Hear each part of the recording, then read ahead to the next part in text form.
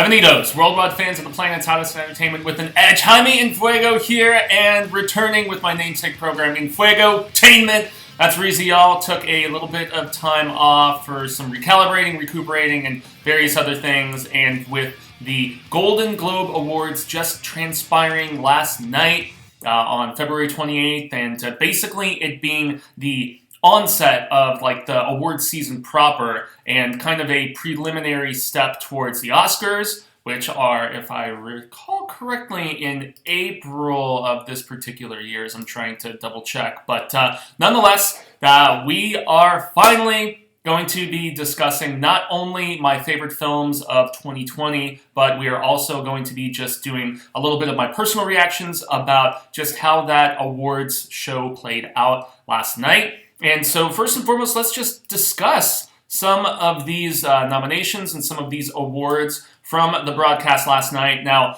first, just right off the bat, the Hollywood Foreign Press Association has been receiving some serious shite, and with good reason. I mean, they have for quite a while as far as like allegations of bribing and just lavish, like, swooning, trying to get people to give out nominations and, potential awards and things like that, potentially for projects that weren't necessarily as deserving as some others. So that's nothing new, but it was really just apparent this past year as a lot of people called attention to the fact that there is not a single black person that is a member of this prestigious circle of foreign journalists that vote on the Golden Globes. And so thankfully, that was at least righted to a degree with a lot of the different, winners that, were announced at the broadcast last night. So it was the first time that they ever had to have dual hosts in two different spots, because you had Amy Poehler and Tina Fey, homegirls who have hosted, just various award stuff together. But I believe Poehler was in LA, and then Tina Fey was on the other side of the country in New York. And so they did this dual streaming sort of thing, and it was the same with a large contingent of, the actual awards nominees and recipients, and the fact that, they were trying to, like, Zoom call or Skype in or whatever just to, give their acceptance speeches and things like that. And there were some technical difficulties, unfortunately, as well. And there were also a lot of, peeps who, when they won, most notably Sacha Baron Cohen, and Rosamund Pike also had a moment as well. But, they called out just the nature of the voting committee and some of the hypocrisies, and also just a certain state of the world, and most notably the United States sort of things. But I'm just going to cruise through all of the just categories really quickly. Now, I will make it plain and clear that I am a film person primarily, as far as, my entertainment correspondence and journalistic criticisms and all that different stuff. So while I watched some television this past year, it's most definitely not my forte, so I'll probably be just zooming through those particular categories, because the Globes does honor both television, limited series, and theatrical and, streaming films and stuff like that. So the evening got started right off the bat with Best Performance by an Actor in a Television Supporting Role. And Small Acts, those 5 short films, with the exception of the one that took place at the party that I wasn't like the biggest fan of, but John Boyega won over Brendan Gleeson for The Comey Rule, Daniel Levy for Schitt's Creek, Jim Parsons for Hollywood, which was very good, I must say. Parsons really impressed me in that. And then Donald Sutherland for The Undoing. But John Boyega, rightfully so, won for his role as an officer in England who, has seen just elements of racism within his community and takes it upon himself to basically just change up Scotland Yard from the inside out. And he, in turn, experiences racism amongst other members of the force. It is a powerful performance. It's subdued at times, but then when the rage really comes, it is impeccably performed, and Boyega most definitely deserved that award over the others, even if I have only seen Parsons and then some of Dan Levy on Schitt's Creek. Nonetheless, I mean, by leaps and bounds, Boyega's performance was one of the best on television that I saw. As far as supporting performance by an actress on television, Gillian Anderson, that's right, Scully herself from The X-Files. She won for The Crown. I believe she was playing Margaret Thatcher, if I'm not mistaken. She won over Helen Bonham Carter for The Crown. The Crown got a lot of love from the Globes, as being the Hollywood Foreign Press is probably not that surprising. But Julia Garner was also a nominee for Ozark, Annie Murphy for Schitt's Creek, and then Cynthia Nixon for Ratched, which I still have not watched Ratched. That's the Sarah Paulson vehicle, which is like it's a prequel, if I'm not mistaken, to One Flew Over the Cuckoo's Nest, so have yet to get around to that. But next up, we had Best Performance by an Actor in a Limited Series, Anthology Series, or Motion Picture Made for Television. Nominees were Bryan Cranston for Your Honor, which I've heard really good things about, Jeff Daniels for the already mentioned Comey Rule, Hugh Grant for The Undoing, I've heard he's very good in that, along with Nicole Kidman, Ethan Hawke for The Good Lord Bird. That is another one that I've really been meaning to check out for quite a while. I haven't got to yet. But Mark Ruffalo for his dueling performance. And I know this much is true. I believe that's an HBO show. He took home the award and, for playing two different characters, which is kind of cool. So shout out to Ruffalo. He's always a dramatic actor that has impressed me.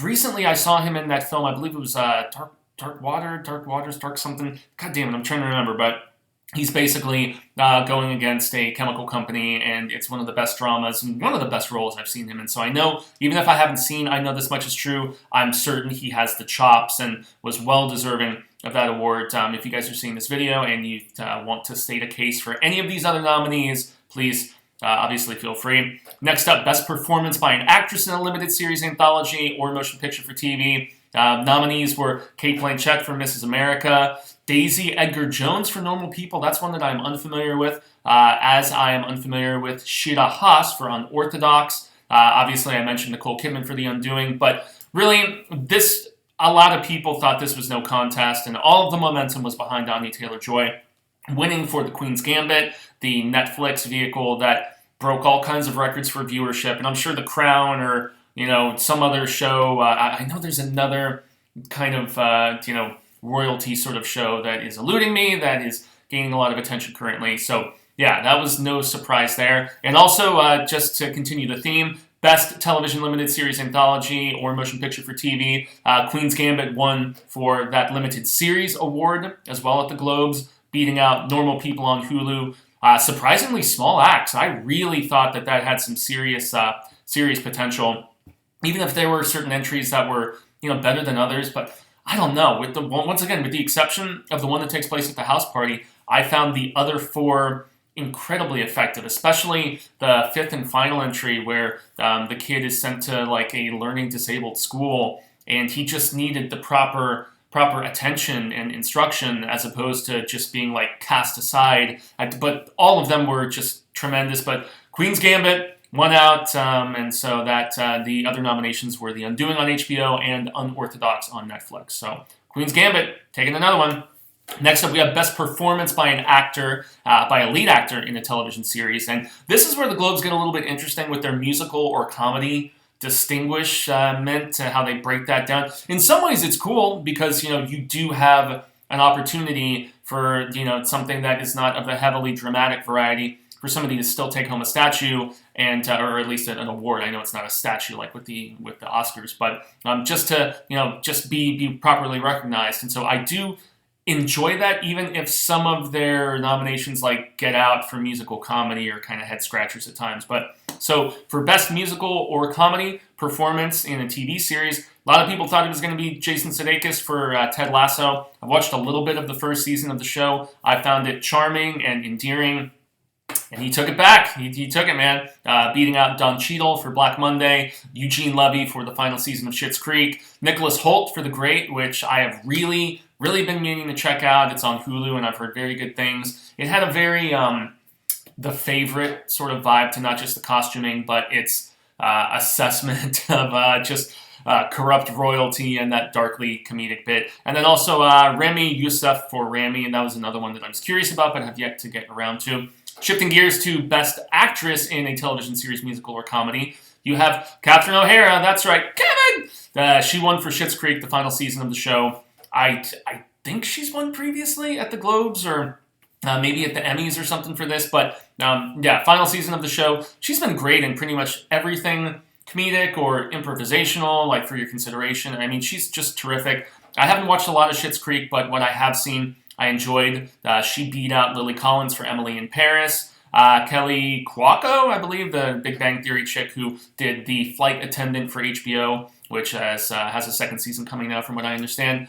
Elle Fanning for The Great, so both her and Holt getting the nominations, but neither taking home an award. And then Jane Levy, props to her for just getting nominated. She was somebody who had a lot of experience in horror, with like the Evil Dead remake and Don't Breathe, obviously. But just cool that she got a nomination in my estimation. But Catherine O'Hara takes it down. Next up, Best Television Series, Musical or Comedy. Emily in Paris, Netflix, was nominated. A lot of people found that a little surprising. The Flight Attendant, HBO Max. The Great, Hulu. Ted Lasso, Apple TV. But yes, Schitt's Creek ended up taking it home. And yes, for the final season of the show, they go out in style, I guess you could say. I know there's a lot of big fans of that show.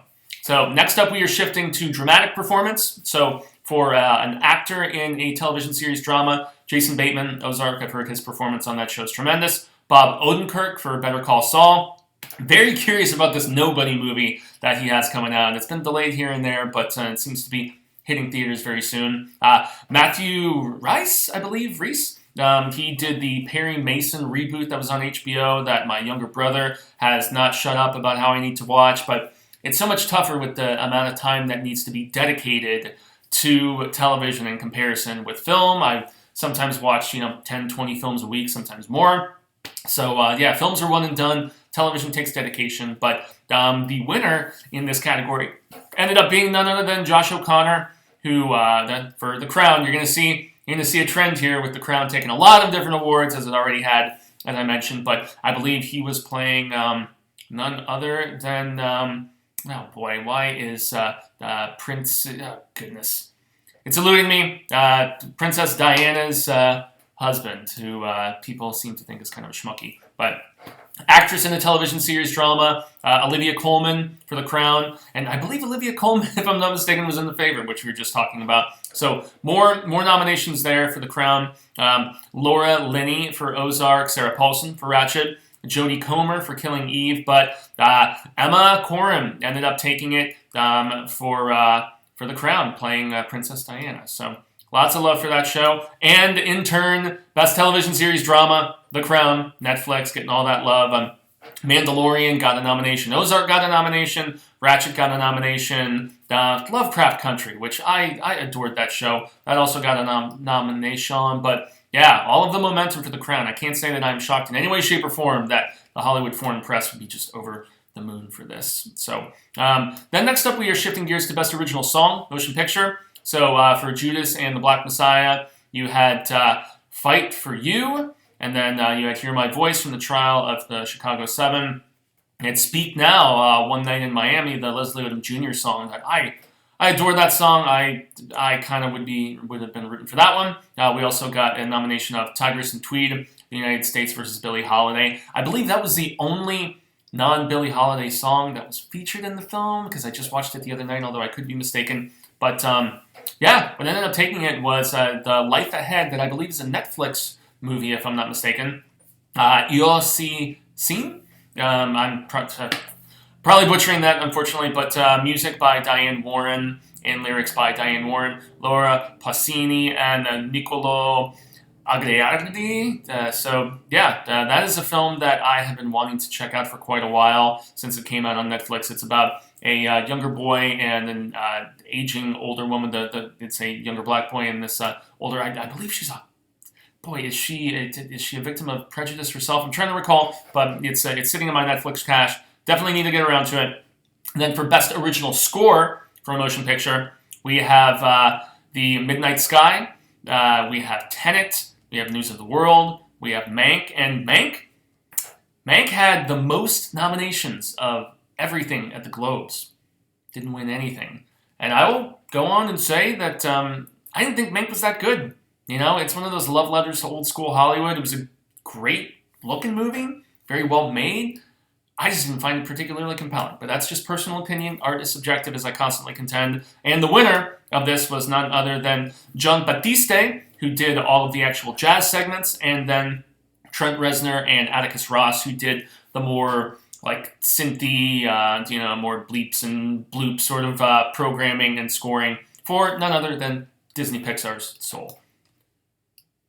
Next up, we have Best Original Screenplay, or Best Screenplay. So I guess they just, as opposed to at the Oscars where they do Best Adapted and Best Original, this is just Best Screenplay. So Emerald Fennell was nominated for Promising Young Woman, Jack Fincher for Mank, Florian Zeller and Christopher Hampton for The Father, which I still have yet to see because it still has not been properly released. I think we're still a couple weeks away, at least here in Arizona and the deadly desert of sorts. Then we also have Chloe Zhao for Nomadland, but the winner was Aaron Sorkin for The Trial of the Chicago 7. I've seen all of those movies with the exception of The Father, and I would actually say that I think they got it right in that instance. I don't think Trial of the Chicago 7 is the best film of the year, but it's very Sorkin, but just the snazziness of the editing, and that was very obviously something that, just with the way the scenes are divided up, I don't think that was as much. It was obviously Sorkin working with the cinematographer, to a degree, but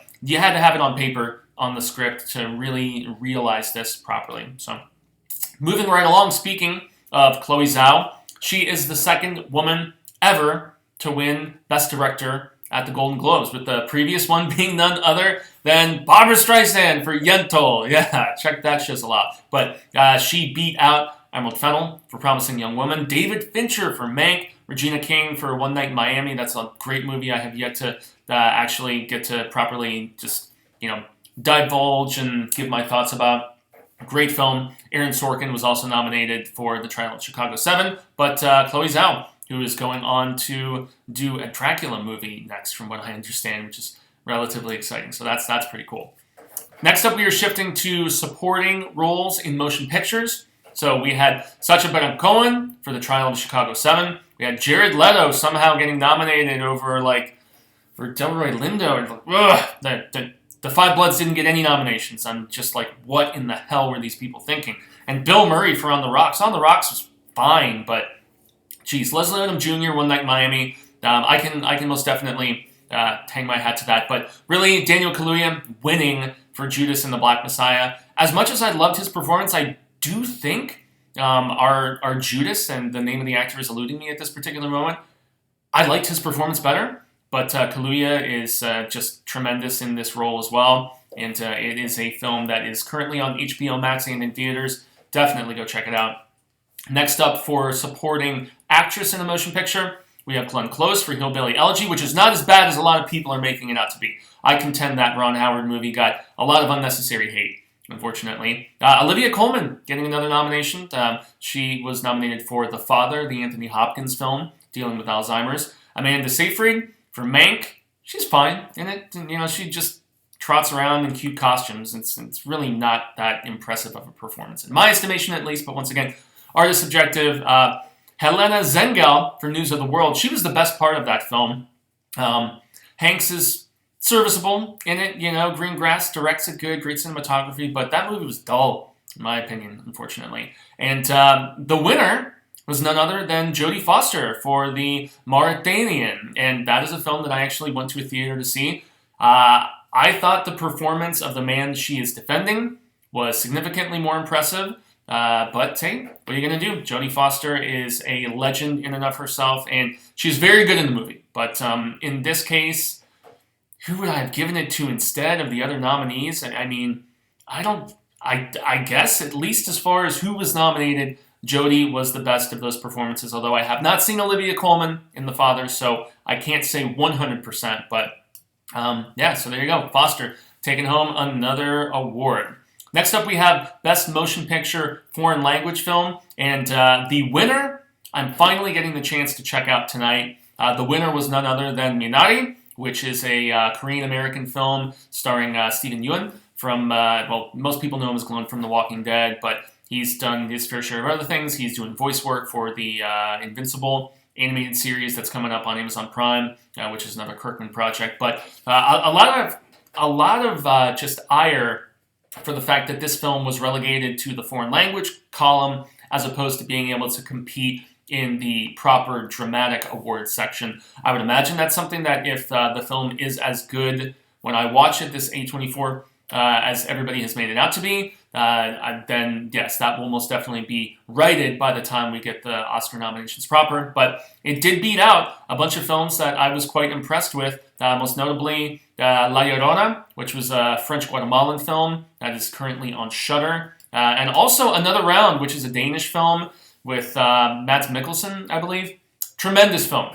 One of my favorites of the year, actually, which I'll be getting to here in a moment. And yes, just it has dramatic moments, but it's also lighthearted. It has great things to say. It's funny. It's fun. It's a great movie. But also Two of Us from France and The Life Ahead from Italy were the other nominations. But Minari, no surprise, taking it down there.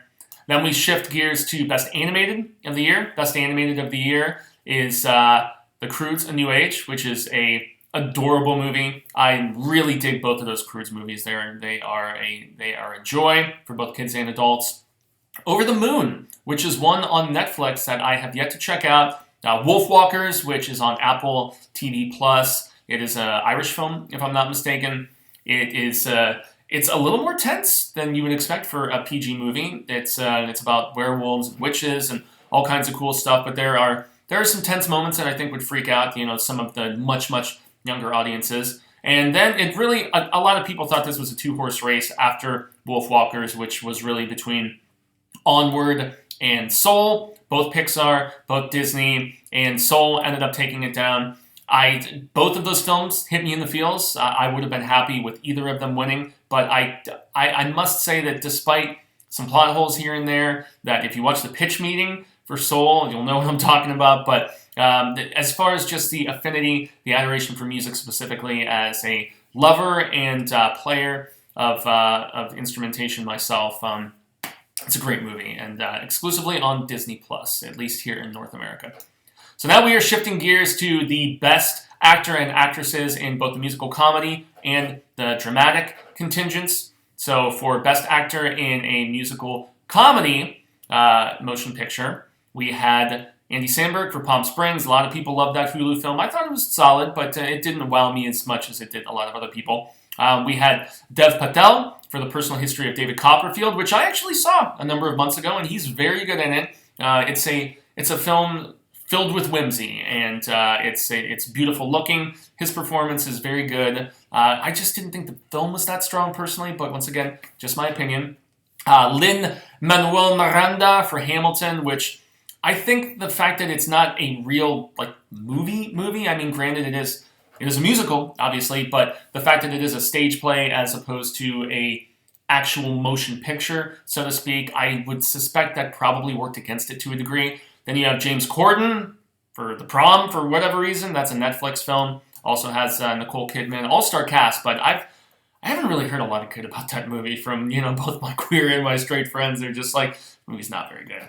But Sacha Baron Cohen, I personally thought Maria Bakalova, his co-star who plays his daughter, I thought she stole the show in comparison with Sacha in this. He's very good in it, though. I personally thought his performance in the supporting role in The Trial of Chicago 7 is a little bit more impressive, at least for me. But he wins out. He beats those other solid, but I mean, The Prom is the only one that I haven't seen, so I guess I can't speak to James Corden, the talk show, the late night talk show host stuff. But Sacha was great in this, even if I believe his co-host stole the film from him in most of her scenes. So, speaking of which, next up, best performance by an actress in a motion picture, musical or comedy, Maria Bakalova. Borat's subsequent movie film, she did not win, unfortunately. Michelle Pfeiffer for French Exit, which still has not seen a proper release, at least here in the deadly desert of Arizona. I think it's currently, or maybe was already in New York and LA, because it had to at least have some sort of rollout before February something to qualify for all of the award season sort of stuff. So she got nominated, didn't win. Anya Taylor-Joy did receive a nomination for Emma, which is a great movie. It's another charmer that's just very light and very cute, and a very great reimagining of the source material, costuming, performances. Everything is just very what's the word that I'm looking for? Just very very pronounced and just very very capable, competent, and very very polished, I guess is probably a good way of putting it. And she has a very endearing performance there. Kate Hudson, I've seen music. I've seen Sia's music. Kate Hudson isn't bad in it. The movie is nowhere near as awful as a lot of people are making it out to be. And I do not think it is a film that was made with ill intent or anything of that nature. And I don't even necessarily think it handled the autism in such a insensitive fashion that some people have been making it out to. I think a lot of the people who are going after that movie probably haven't even watched it. It's really more so just a very loose narrative amongst a bunch of just musical dance numbers and stuff. But Rosamund Pike for Netflix's I Care a Lot, she won the award, even though I could not stand her despicable character, who is practically glorified in this particular film. Did not like it, but she won. She beat out the presumed favorite in Maria Bakalova. So yeah, we'll see if we'll see if Amazon tries to position Maria in the supporting category in comparison, because I feel like she has a much better chance there. But who knows? We'll see. And then we have the best motion picture, musical, or comedy. So the best picture, remember, as I said, they divided up into dramatic and musical or comedy. The nominees were The Prom. There's a lot of love from the Hollywood foreign press for that Netflix film. I guess I need to just get around to watching it, bite the bullet, so to speak. Palm Springs for Hulu got a nomination. Music for Best Musical or Comedy. What the fuck? I don't know where that's coming from. And then Hamilton, no surprise there. But Borat's subsequent movie film takes home the award. So the second, I believe, for Borat. Now we're shifting into the dramatic as we round out my thoughts on all of these awards. Best performance by an actor in a motion picture. We had Riz Ahmed for Sound of Metal. Tremendous film. Amazing performance. Gary Oldman in Mank. He's all right.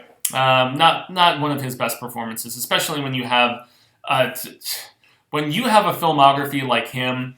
He's good, but I would not say that Mank is great. And then we have Tahar Rahim. He is the aforementioned character I mentioned from the Mauritanian, the man that is being defended by Jodie Foster's character in that film. He's tremendous. He really, really is.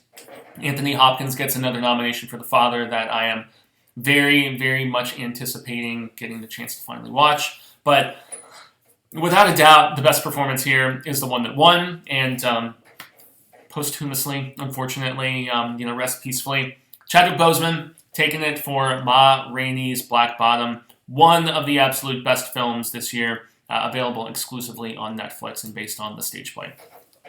Then we shift gears to best performance by an actress in a motion picture. Drama, Viola Davis. She received the nomination for Ma Rainey's Black Bottom. She is the aforementioned title character.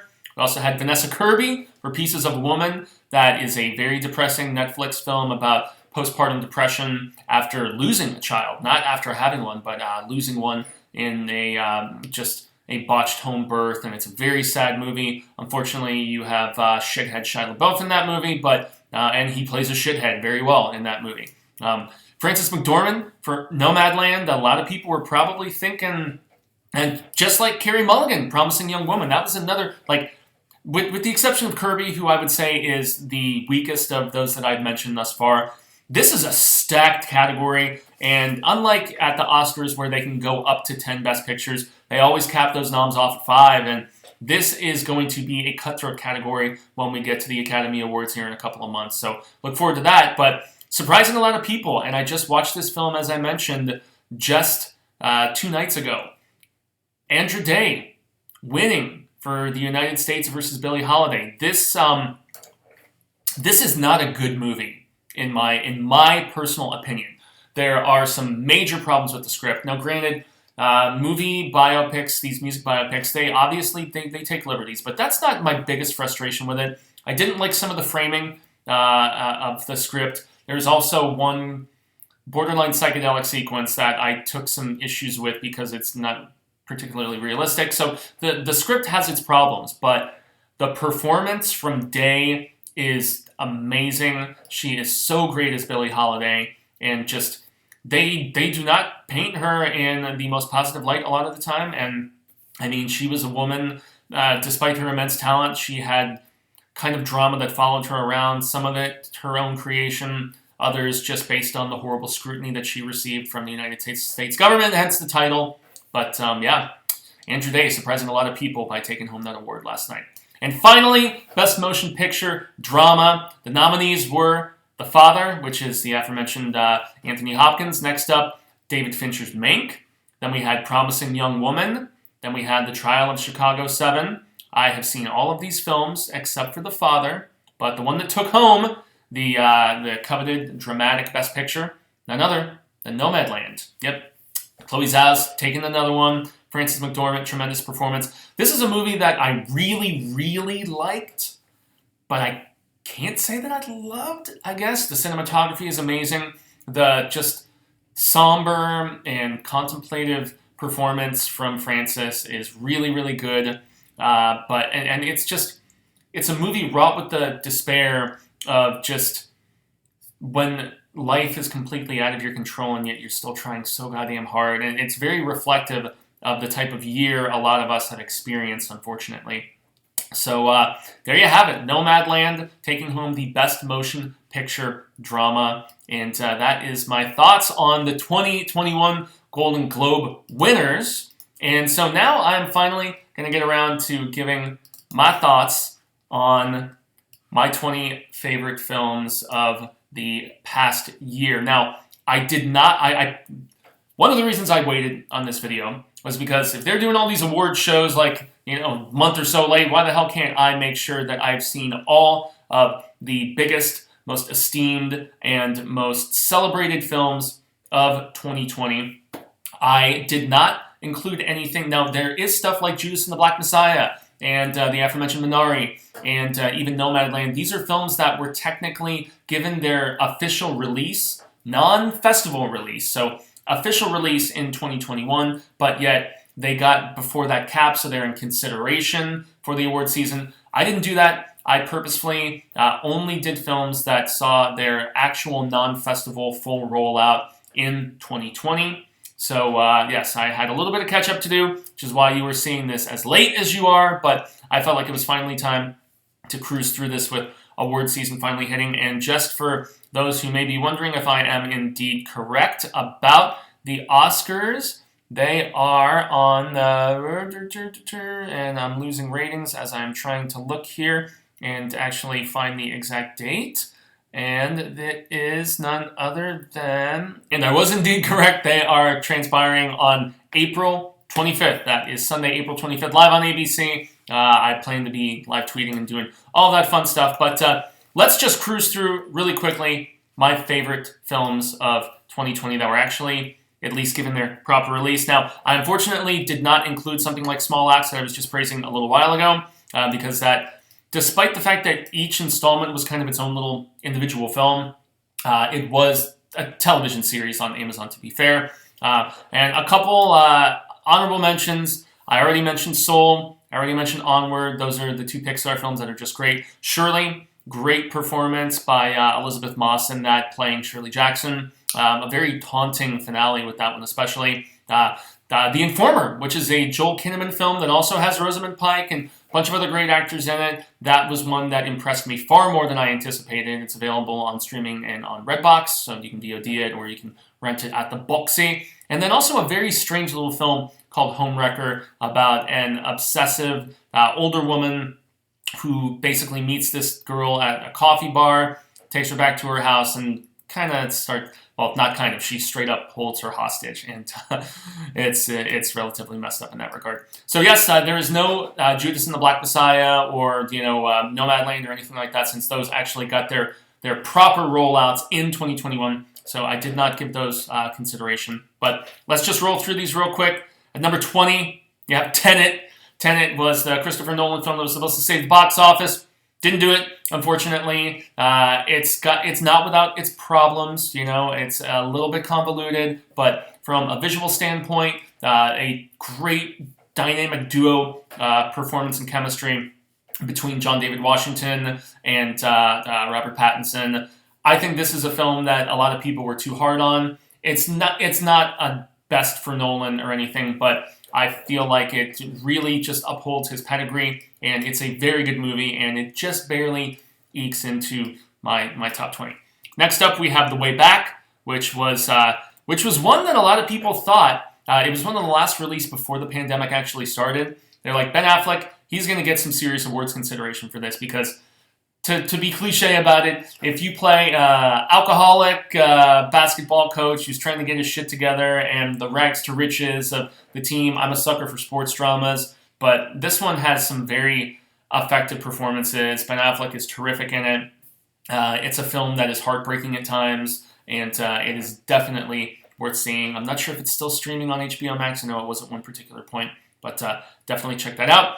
Next up at number 18, Bill and Ted Face the Music, a sequel that was decades in the making and surprisingly delivered, I gotta say, especially with how they frame them trying to get the song, and because all these years have passed, and they didn't do what everybody assumed at the end of Bogus Journey they were going to do. The dynamic with their daughters is great. The future Bill and Ted scenes are tremendously funny. It's another film that is a celebration of music and has a really great, endearing message. So check it out. Next up, we have The Last Shift, and I think this is a film that a lot of people are unaware of. Great performance by Richard Jenkins. He's basically this guy named Stanley, and he's getting ready to officially retire from this fast food place he's worked at for decades. He has been mistreated, but he strikes up a friendship with this young kid who has just recently got out of prison.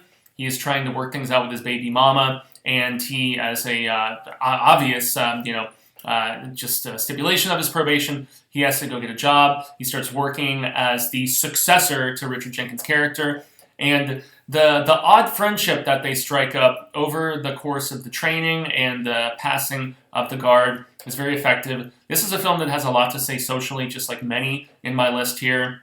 And it goes in some heart-wrenching territory that really just shocked and surprised me, I gotta say. So The Last Shift, it is available on VOD right now, and it's a very, very effective film. Next up is a Amazon Prime release called The Vast of Night. I believe it was a directorial debut from this gentleman. And right off the bat from this opening tracking shot alone that you have that's following, well, it's not the opening scene. It starts out with this Twilight Zone kind of zoom in. But as they're following these two characters through this town, it just shows such a maturity as far as just the cinematography and just the layout, and the dialogue is snippy and everything. And I like these light sci-fi is what I would describe this as. And it deals with UFOs, and it's a fascinating watch. Definitely recommended, and just mature and stylistic beyond what you would expect from a first-time director. Then at number 15, we have The Nest, and this is a film with it's got some serious American Beauty type vibes to it. You have, what's his name? Jude Law, I believe, is our lead. We also have a great performance from his wife, Carrie Coon, I think. But anyway, long story short, it's this couple, an American woman and a British husband, played by Jude Law, and they have just relocated from New York back to London, and there's dishonesty right off the bat that has set this relocation in motion. And Jude Law is very much as a businessman, a fake it till you make it.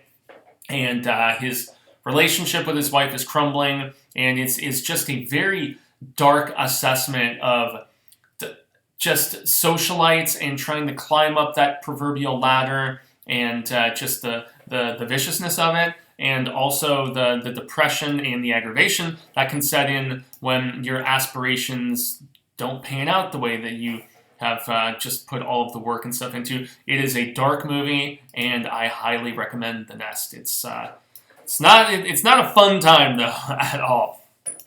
Now we jump to another round. The movie that I mentioned was nominated for the Golden Globes for Best Foreign Picture. Mads Mikkelsen, great cast of colleagues at this high school that he teaches at in Denmark. And basically, they devised this experiment based on a paper or like a news headline or something that they had read. I'm trying to remember specifics, but it's of ill importance. Basically, the setup is that these friends/colleagues decide that they are going to embark on this experiment of maintaining a certain level of intoxication throughout the entire working day. So they're basically, I believe they're trying to maintain, it's like a 0.6 or a 0.06 or 0.08, something like that. Basically have throughout the entire day of work and effort that maintain at least a couple drinks within your system. Now, you can imagine all of the directions that this could go in, and there is some darkness, as I said during the Globe Award breakdown and stuff like that, but really, for me, this is one that just impressed because it went in some places that I didn't expect, but it really was lighthearted for the most part. When it did go into the dramatic territory, it hit, but it just kind of, it was such an interesting balancing act of tone, and it succeeded so impressively. Check out Another Round. I believe it's not streaming on a specific service. You would have to VOD it, but it is a very intriguing film, especially with the concept that it puts forth, you know? Then we shift to an HBO Max original. This is Bad Education. This is my number 13, and this is some of the best acting from Hugh Jackman I've ever witnessed. He is so good in this. It is the true life story about a school back east, I believe, I want to say Jersey, but in the early 2000s, where there was a insane amount of money embezzlement that was going down in the administration side of this school, and a student who writes for the school paper, basically, she gets clued into it. She goes into full-on investigative mode. She ends up breaking the story. It's embellished to a degree from what I read as far as research purposes and stuff like that go. But, I mean, Allison Janney is fantastic in this along with Jackman. The whole cast is great. Alex Wolff is in a supporting role. But it just really, it shows the selfishness, but yet also humanizes the villains to a degree where you don't sympathize with them 100%, but it's just a fascinating character study in that regard. And since it came out pretty early in the year, I think that very much like the last shift that I mentioned, it's probably one that was under a lot of people's radars. Next up, we have a foreign film called Coco di Coco da. I saw this way back in April at the Chattanooga Film Festival. It was done virtually this past year, and similar to Groundhog Day and the aforementioned Palm Springs, and I mean, this sort of loop-de-doop reliving a situation over and over. There is a couple, and they have a devastating loss of a family member that starts off the film. Fast forward a period of time, and the husband and wife are going on this camping trip, and as you see in the trailer, they encounter a weird group of men in the woods while camping, and things end badly, but yet it is just reliving that loop of that encounter, and there's also some great stop-motion animation stuff in this, and it's a rumination on the grieving process, and the acting is fantastic. I believe it is arriving on Shudder sometime later this month in March, so keep your eye out for Coco di Coco da, because it's great. My number 11, this one goes to 11, Borat's subsequent movie film. Yes, I like this very much. Is it as good as the previous film? I don't know. That's up for debate. But just the actress, once again, who played his daughter, their dynamic is so endearing and so hilarious. This is not a film for everybody, obviously, based on some of the humor. But I laughed my ass off, and it's most definitely one that I felt with repeated viewing. Myself and Lady Catherine checked it out a couple different times, and we laughed more and more. It grows on you. You definitely pick up on certain bits of dialogue here and there. The script was funny, but the improvisation was even better. Sacha Baron Cohen, he had a hell of a year, as you saw from me running down the Globe Awards. So, yeah, definitely. If you haven't seen it, it's on Amazon Prime exclusively. Get to it, y'all. Then we go to, I believe, another Amazon Prime exclusive, and that is Riz Ahmed. And Olivia, oh goodness, what is her name? It's totally killing me right now. I gotta double check because she is a fantastic Olivia Cook.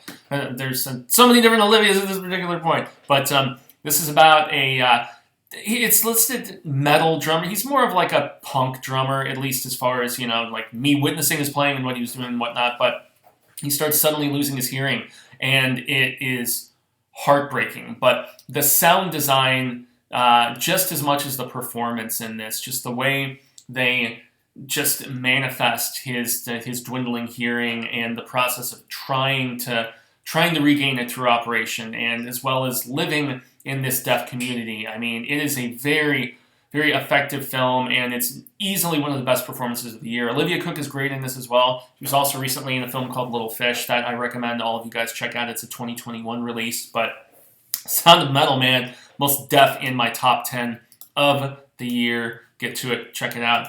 I highly, highly recommend it. And another one I highly, highly recommend, Aaron Sorkin's Trial of Chicago 7. This is a Netflix exclusive. Is it the best film of the year? It's debatable. I've seen it top some lists, but the ensemble is fantastic in this film. And just the snippy editing, the great ensemble cast, as I've mentioned. And I mean, it is a very just eye-opening film, because I've read a little bit about this, these protests going on in Chicago and the trial that happened afterwards, with the Democratic Convention and everything. It's a fantastic movie. It is very deserving of all of the accolades, and it's relatively historically accurate, and man, I gotta say, just very, very impressive. Now, next up, we have a A24 that not a lot of people have seen, and I think that the reason this has got, it's become overshadowed by Minari, and since I have yet to watch that, watching it this evening, with good reason, I would imagine, but being because we need more of that representation, obviously, a Korean American film and whatnot. But don't sleep on First Cow. This is available with a premium subscription on Hulu. That's where I watched it. But it's essentially about this loner who he basically sticks his neck out to help this guy who shows up like naked in his camp in the middle of the night, and they team up after said dude leaves his group of, and he's in, I think they're in Oregon if I'm not mistaken, and they're collecting beaver pelts and stuff like that. But he decides to basically partner up with this guy, this Chinese immigrant, and there is the First Cow. The title of it is in this particular area of the frontier, so to speak, at this time, being in the 1800s and everything.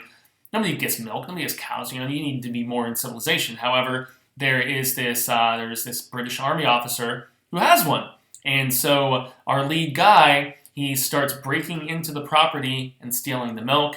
He in turn starts making these biscuits, and they're selling them and making a ton of money. And you're just kind of waiting for them and their endeavor to be discovered. And will they be able to escape before the hammer comes down?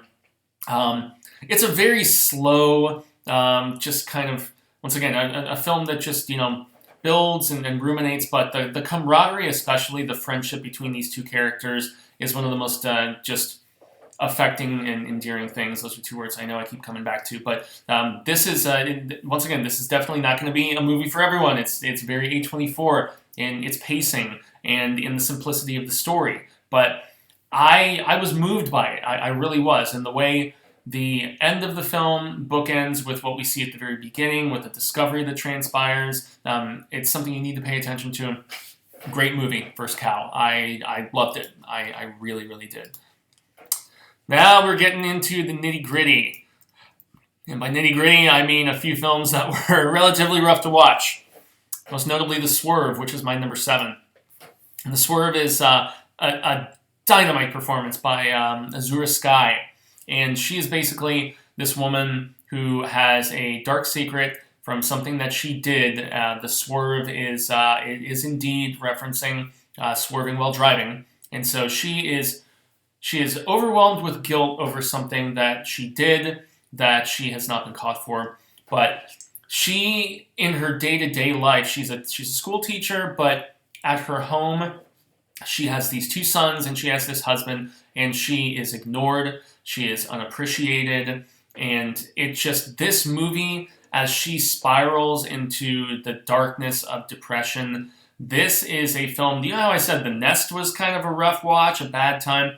This is a film that will gut you, man. It will rip your heart out with just, you feel, you empathize, you sympathize so much with our lead lady, and yet you're just not sure if she can actually escape this situation, and it's one of the most troubling endings to a film that I've seen in recent memory. So viewer beware, I guess. But the Swerve is definitely, without a doubt, one of the best features that I saw this year, even if it really, really left me with a sour taste in my mouth without spoiling stuff.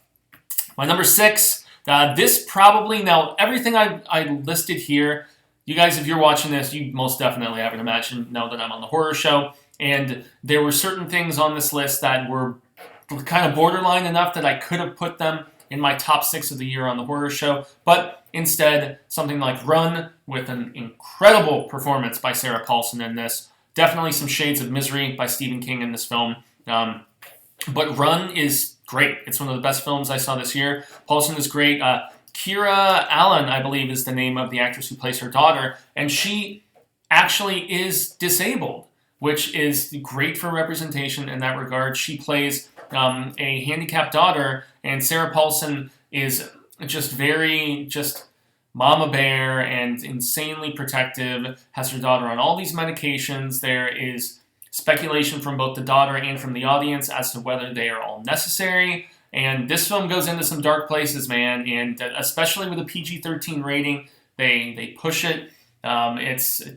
I don't know. It is some of the best acting, and it's one of the best thrillers that I have seen in recent memory as well. I believe this is also it's Hulu, at least here in the United States. So take the time and see. Just Paulson is terrific in everything, but she goes toe to toe with this great actress in Kira that plays her daughter. So that is my number 6. Number 5 is one of the few just really happy time films that you have here, and it is Guns Akimbo. I saw this early in the pandemic. You've got none other than Harry Potter himself, Daniel Radcliffe. You have Samara Weaving, and it's violent, it's over the top. It is about a reality deathmatch show that is like an internet sensation of savagery, and it's from the same guy who directed Deathgasm, which if you guys haven't seen Deathgasm, it is a beautiful love letter to death metal and just the over-the-top zaniness of horror comedy.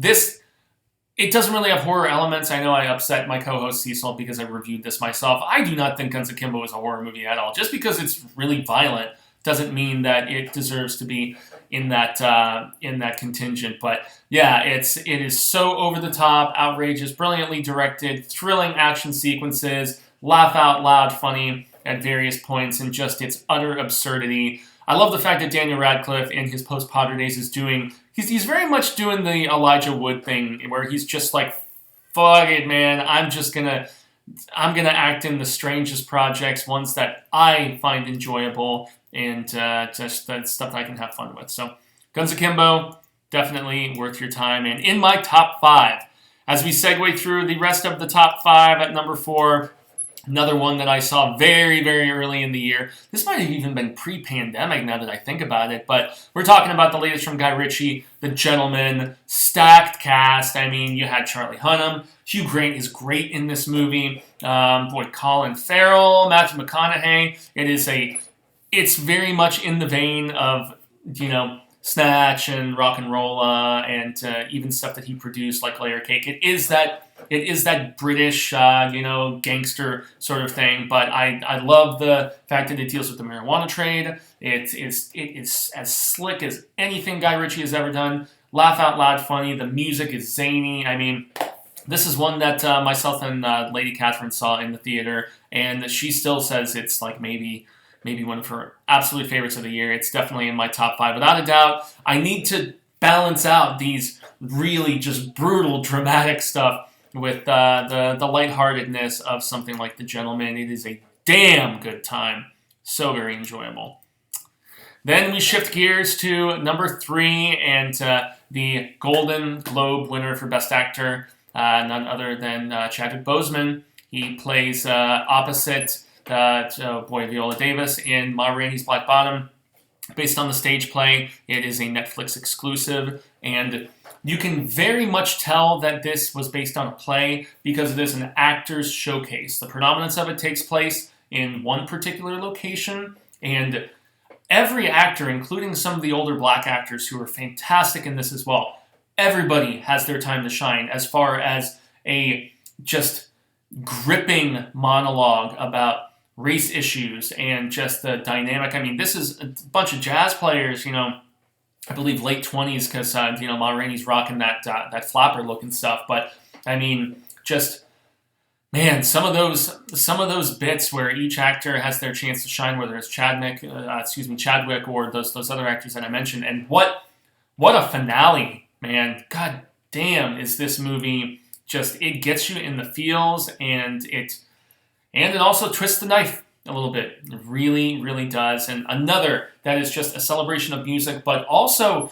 really fascinatingly examines the power dynamic amongst creative people, and also just kind of the, I don't want to say fat and happy, but maybe the complacency of, as opposed to pushing yourself artistically, and the denial involved with, if it ain't broke, don't fix it sort of thing. Fascinating, fascinating film, and one of the absolute best of the year. Performances across the board. Viola Davis she is just, you can't keep your eyes off the screen when she's there as well. Her and Chadwick and the entire ensemble are terrific in this movie.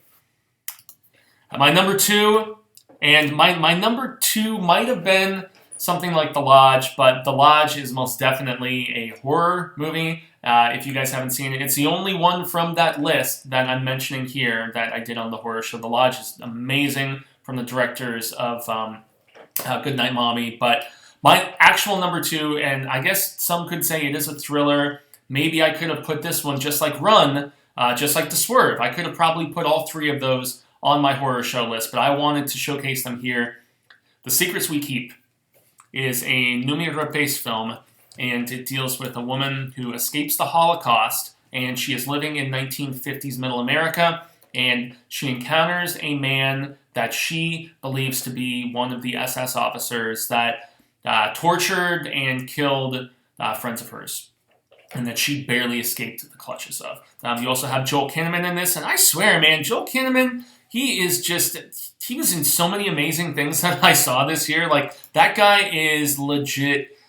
He's legit, man. He most definitely is. And as I'm just looking briefly at everything, yeah, I already mentioned The Informer. I know For All Mankind, he's on, like, dude is just a powerhouse actor. He is friggin' awesome. He's great in this as well. And Noomi Rapace, this is right up there with the best performances of this entire year that I have seen. It's like just the pain in her performance, and the fact that she is so certain this is the guy, and it's in the trailer, so it's not going to be me spoiling it. The fact that after she notices this guy, and she's so certain that it's him, she kidnaps him and locks him in her basement in Middle America and proceeds to torture him, trying to get him to admit that he is in fact who she thinks he is. And the mystery, like the fantastic aspects of the script as well, are what make this so thrilling and so edge of your seat, because you're just wondering the whole goddamn time,